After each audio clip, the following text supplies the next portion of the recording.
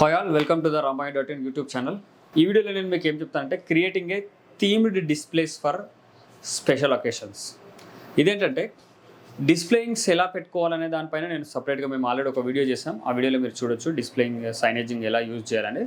So అయితే అక్కడ మనము స్పెషల్ అకేషన్స్ ఉన్నప్పుడు మనం ఎటువంటివి మనం ప్లేస్ చేయొచ్చు అనే దానిపైన ఈ వీడియోలో నేను మీకు ఎక్స్ప్లెయిన్ చేస్తాను. ఏంటంటే లెట్స్ సే ఒక ఫెస్టివల్ వస్తుంది అనుకోండి, లెట్స్ సే ఒక ఉగాది వస్తుంది అనుకుందాం.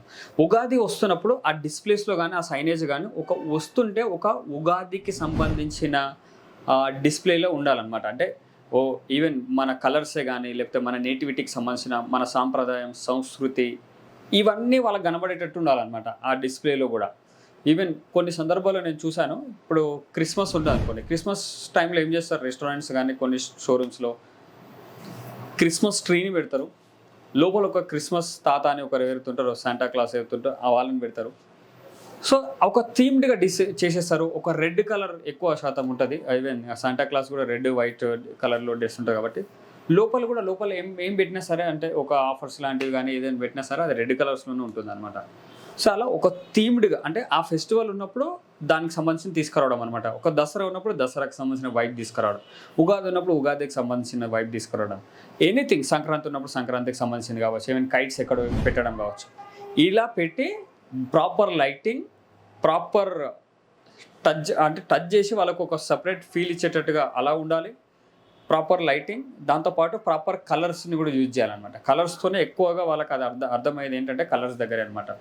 కాబట్టి వీటిని యూజ్ చేసుకొని మనం ఏదైతుందో మన ప్రమోషనల్ యాక్టివిటీ, డిస్ప్లేస్ని యూజ్ చేసేది ప్రమోషనల్ యాక్టివిటీకే కాబట్టి వాటిని కనుక చేయగలిగినప్పుడు ఆ పర్టికులర్ టైంలో వాళ్ళు వచ్చినప్పుడు వాళ్ళు అంటే బెటర్గా ఎక్స్పీరియన్స్ ఉంటుంది అనమాట. కస్టమర్స్కి కూడా ఎక్స్పీరియన్స్ ఉంటుంది, కస్టమర్స్ ఏమైనా పర్చేజ్ చేసేయడానికి కూడా ఛాన్స్ ఉంటుంది అనమాట.